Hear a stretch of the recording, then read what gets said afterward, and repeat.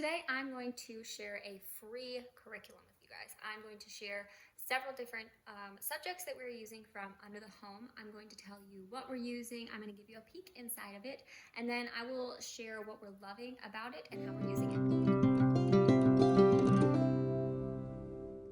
So hey, my name's Adrian. I am a homeschool mom of 3, and I love to talk all things homeschool, family life, and motherhood. And if you've been watching my channel, you know that I love free things. They make me so excited. Free books, free curriculum, even just free kids' toys, clothes, whatever. Free things that are usable and lovely, and that is what this is today. Under the Home is the curriculum that I'm going to be sharing today. I originally shared in my homeschool family subjects video that I was using 5 in a row. Now, I have decided that we are not using 5 in a row. We did do 1 unit last month when we were studying China for history, and we read The Story of Ping, and it was wonderful. But I have just felt my heart being tugged in a different direction, and this is part of it. So for Under the Home, it is, if you don't know, a free Charlotte Mason inspired homeschool curriculum.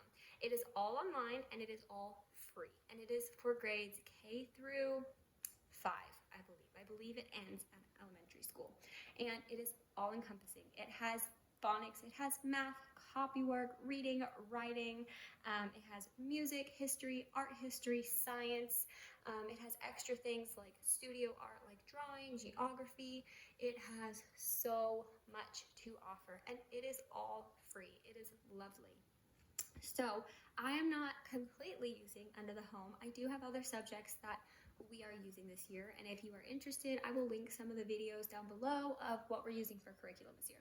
But for this year, we are using Under the Home for, sorry, I'm looking at my piles down here to make sure I don't miss anything, for music, art history, studio art, geography, science, and poetry. I think that's all of them. I will show you. So the first thing that I'm going to share with you is science, because we have really been loving their science. Now, my kids are 2nd grade, 1st grade, and 2 years old. Almost 3. But I decided to go with the 1st grade for a lot of these subjects, but I went with 2nd grade for science. I just did not like the 1st grade science. I felt like both of my boys were at more of the 2nd grade level. Now, you can do this all online. You can just click through the lesson online and have your child do them on the computer, or do them with your child on the computer. But there also is an option to print, which is what I did. I printed out the teacher's manual for this, and then I also printed out the student book for this. But like I said, you don't have to do that. You can just do this all online, and it's wonderful. But I like to have a physical copy of things. So I went and made my own cover for the science book, and so that's what I have here. And this is the 2nd grade science. The regular cover just looks like this for everything. And this is my lesson guide. So 2nd grade science covers insects, and then it also covers birds, and then it goes into some other animals. Now this is based on the, so far at least, the, what is the book? I want to say that it's based on the Arabella Buckley books, but I am absolutely drawing a blank. Okay, but it is free books, and what is so lovely about this is it has this book, and here is an example of lesson 1. I printed this wrong, and I was not going to reprint the whole thing, so it's printed goofy. But it has this first page for you, and so it'll tell you what to do. It has a synopsis, vocabulary words, concepts, and then it has a whole list of enrichment activities.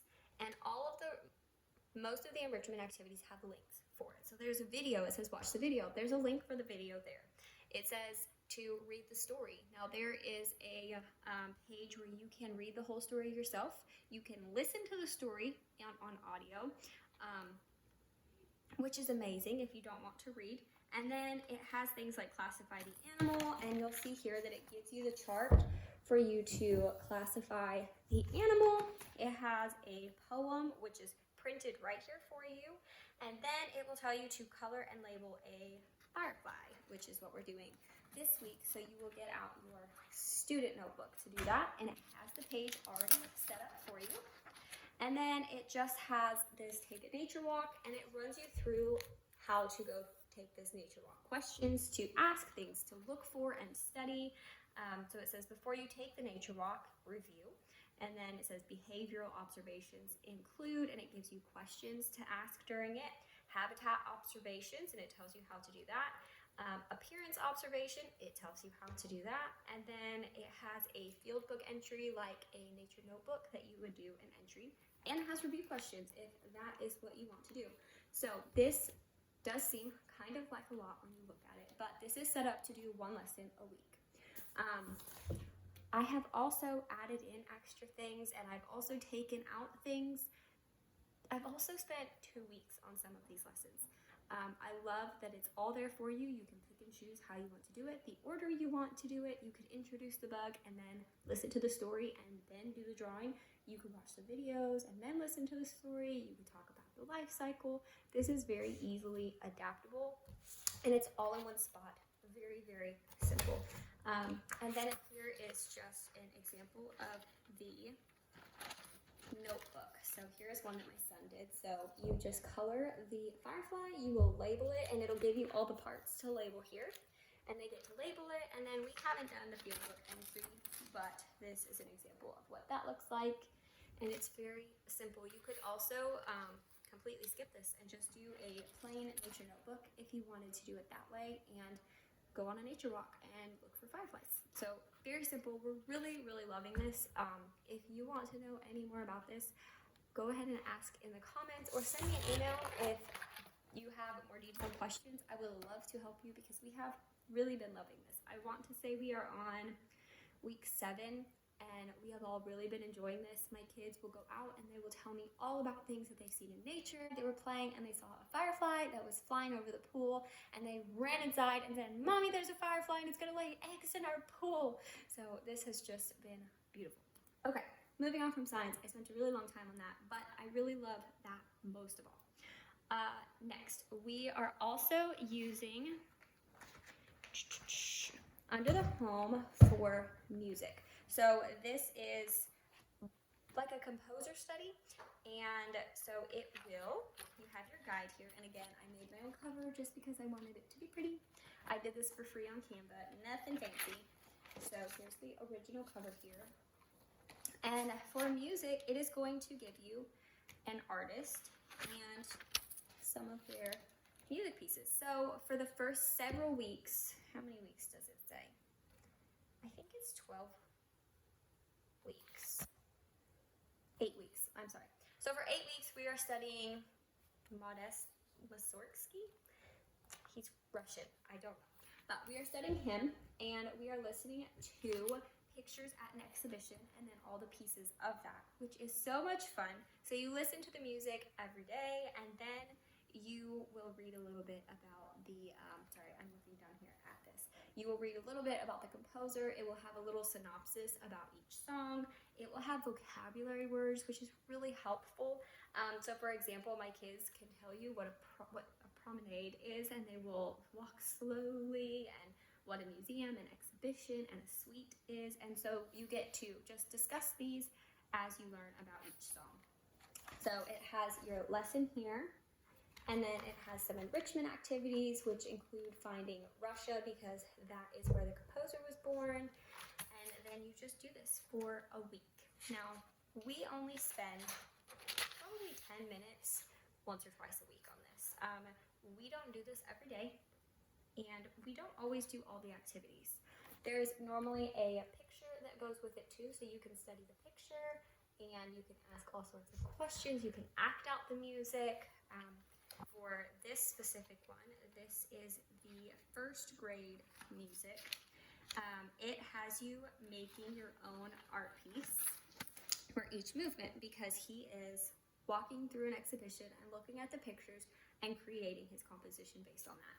So we have done that, and at the end of 8 weeks, we will have our own exhibition. And so these are my kids' little drawings for the first one, which was to promenade, and then they also did, this is the gnome, and so they just do one each week, and at the end we will have our own exhibition with our own artwork and play all the music that we've listened to for those 8 weeks. Like I said, this is quick. We listen to it, we talk a little bit about it, maybe this day we read about the composer, and then the next time we will spend a few minutes making our own drawing while listening to the music. This is very simple. It's got a lot of words and a lot of options here, but you don't have to do it all. Just pick what your kids are interested in, and if nothing else, you could just play these pieces and tell them what the title is, and then they've been exposed to some beautiful music. So that's music. We're also doing art history. Again, I made my own cover. This is the same thing. It is first grade art history, and this is the lesson guide you can print out. Again, this is all online. You don't have to print this out. You could just pull it up online and click the next lesson, and all of this will be there for you. And so this is the beginning. You are doing Henry Matisse, and so it's set up the same way. It'll tell you about the artist. It will give you a synopsis of the painting. It gives you a map of where the artist is from, vocabulary words, enrichment activities, and then it continues back here with enrichment activities and review questions. Again, this is only about 10 minutes, once or twice a week. We will look at the painting. It plays a fun game where you say, can you find this? And so you hold up the picture and you say, can you find whatever's in the picture? And everybody takes turns. This is just a good way to expose your children to beautiful art, especially if you did not grow up learning about these things or seeing these things. This is enjoyable for me too. And it's free. There are lots of different curriculums out there that do the same thing, but I enjoy this. It's free, it's quick, and honestly, if we don't have time in our week, I don't feel guilty for not getting to this. We can get to it the next week. That is one of my favorite things about that. Along with the art history, there is coloring pages.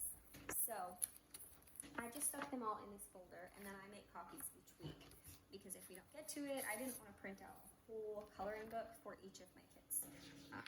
So I make a copy each week, and so when you get to a new artist, you have, if I can get this here, you have a coloring sheet of the artist. I hope you can see that. But here's a picture of Henry Matisse, and you could just color it while you talk to them, and then it will have a coloring sheet of each picture that you are learning.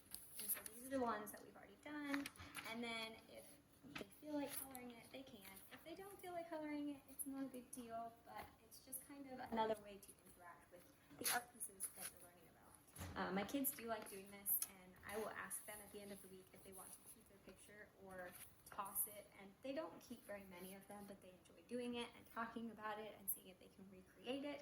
And now my kids tell me all of their pictures are Fauvist paintings because they're unnatural, bright colors, and I think it's really funny. So they're learning a lot, even though it's small little spurts throughout the day.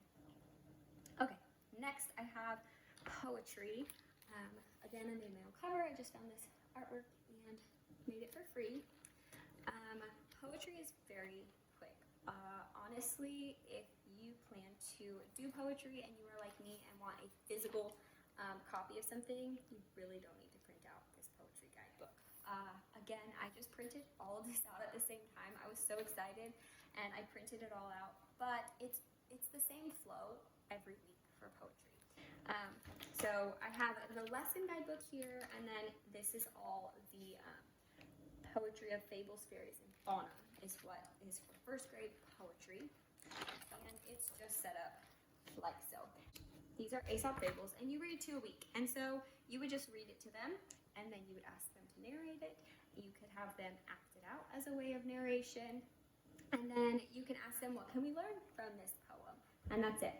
It's very, very simple, and so this whole giant thing that I printed out is pretty obsolete, but this is nice. But again, you can read this from your phone, on a computer, on a tablet, however, and it's very quick. I mean, I think we spend 5 or 10 minutes on this every morning, and they like to listen to the same poems. We learn a lot of good vocabulary in here, have good discussions on how to treat people. It's just really fun way to add poetry. And then to go with poetry as well, there is another coloring sheet which I've put in this folder. And so Here are the ones we've done and the ones that we haven't. And so it will have a picture, and then it will also have some copy work down here. And I do like to do these. I at least want them to do the copy work. It's just a good way to get that in, and then they can color the picture if they want. And I'll normally give this to them while I'm reading the poem so that their hands are busy and they're concentrating on what we are talking about. But another subject, maybe 10 minutes. We do this every day, but we only read each poem 2 times. So, I'm sorry, we do this 4 days a week. And so we'll read a poem 2 days and a poem the next 2 days. To go along with the poetry, art history, and music, I just got one of these cheap little journals from Walmart. I believe these are like $2. They are just simple little sketchbooks, and so some of the enrichment activities you can do for those subjects are to make your own artwork that look like the picture, or that are about the music that you're listening to, or about the poem. And so we've done some of that. You can see my kids' little artwork here, but I just combined them into this one notebook because we really didn't need 3 notebooks for those subjects. Those are the main things that we're using this curriculum for. I really love them. I think that they are quick, simple, easy, free, and my kids have learned a lot from them, and they don't moan and groan when we go to learn these things, which I am loving. I also love that I don't feel pressured to finish it all in a week. If we don't finish it all in a week, then it is absolutely okay to stretch our studies out for 2 weeks. We could talk about fireflies for 2 weeks, or bees for 2 weeks if we find a bunch of extra pretty picture books to add in, or we really want to watch more videos or go on more nature walks to find what we're studying, if we're really enjoying an art piece, or we just have a busy week and so we learn about the same art piece for 2 weeks because we listened to it on Monday and didn't get to it until the next Wednesday, or however it works out. They're very simple, they're all laid out for you, and there is pretty much no work attached to it. The other 2 subjects that we're doing that I'm leaving for last because we honestly have not gotten to this like I wanted to is geography. I really almost said geometry. Geography and studio art. This again is 1st grade. Geography is one that you cannot just print online, and I spent way too long, more than I'm willing to admit, trying to figure out how to copy and paste and print it all. I ended up putting it in PowerPoint and then printing out my PowerPoint, which I don't suggest. It did not go well. A lot of the wording is very tiny, but this is very simple. It starts with things like your home and then building your home, and you just talk about it. So you would just ask them questions like, do you live in a house, an apartment, another type of building? What street do you live on? How long have you lived in the house? Go on a walk around your neighborhood. And then you would have a notebook, something, actually I have it here, like this for geography, and you would draw a view of the front of your home. And that's your geography lesson. And then it's the same type of lesson each time. It goes through building your home, observing your home, what it's made out of, draw a map of the inside of your home and the different rooms. So just very simple, but honestly, I think we've done 3 lessons of this. This is just one that I had planned to fit in on enrichment days, and we have just kind of used enrichment days for lots of play dates and walks and park days and enjoying the beautiful weather. So I have a feeling that we will dig into geography more in the colder months to come. But again, it's free, it's simple, and I have enjoyed it the few times we've gotten to do it. Lastly, there is studio art. My kids have never done any kind of formal art curriculum or any of that. So this is so simple, so simple. This takes 5 or 10 minutes. The first lesson is on dots. So here's what the lesson looks like. And then it just shows you, this is a dot, here's a small dot, a medium dot, a large dot, and if you draw a whole painting with dots, it's called pointillism. And it gives you an example of that and has you draw some dots and then draw whatever you want out of dots. And then it just keeps going, same thing, straight line versus curve. It has you do some of these examples. It shows you a painting that has curved lines in it, and then you can draw your own painting with some kind of curved line. And then talks about line orientation, so you can teach them horizontal, vertical, and then it gives you an example of a painting with horizontal and vertical lines, and you can have them draw their own painting, whatever they want out of that. And then it just keeps going, just the different types of lines, and very, very simple. Again, this is all online. You don't have to print this out, but I did. We've done a couple lessons of this, and my kids really enjoy this, and it's very quick. So some examples, the first one is just make some dots. And they had a lot of fun just going crazy with dots. We got out dot markers for this lesson. And then we did a couple of those. We went over the different kinds of lines, and then they just went crazy with squiggly lines and straight lines and the different ways. And then the different horizontal and vertical. So it was just learning some of the vocabulary, how you can add that into your artwork, things that I would not have thought to teach on my own without a curriculum. And again, it's free. Art curriculum can get very expensive, and if your kids are not really inclined to do all the artsy things, this is a good option. And the only thing that I have to show you is they also have a checklist for the whole of first grade. So again, I made a really pretty cover, and I'm kind of sad because I don't use this. I have found that as I started to use these things and plan them, and I got more in the groove of how our family uses it, what we like, what we don't, I was able to just plug this into my own planner, and I didn't need the lesson guide. But when I was printing all this out and deciding what I was going to use, I felt like I needed this to help my brain understand it all. But there is a whole checklist for first grade, and for each week it is super simple. It will list out all of the subjects. So here is week 1, and it will list out all your subjects, and then you can just check the box for all the activities that you did. If you are a box checker, this would probably be pretty awesome, but we honestly don't get to all the activities, and so this is kind of unnecessary. I go through each week and I pick the activities we're going to do, and I put them in my own planner. I do have a video on how I plan in my planner, so if you're curious, I will link that down below too, maybe up in the art cards up here. But I did this. If you aren't one that uses a planner, you can absolutely print this out and use this as your planner, because if you do all of the subjects, everything is in here that you need to do. Like I said, they do offer reading and phonics and math. I think they use the McGuffey readers and they pull copy work from that. They have a free phonics program. I'm not sure what phonics program that is, but it is available. And then I believe their early math is Ray's Arithmetic, which is lovely. We do have Ray's Arithmetic, and I have used that for my kindergartner when they were in kindergarten. I hope this was helpful. I hope that you got to see some of what's in here. If you'd like a more in-depth look at any of this, or you have any questions, please feel free to ask down in the comments or send me an email. It is in my description. My email is always in my description.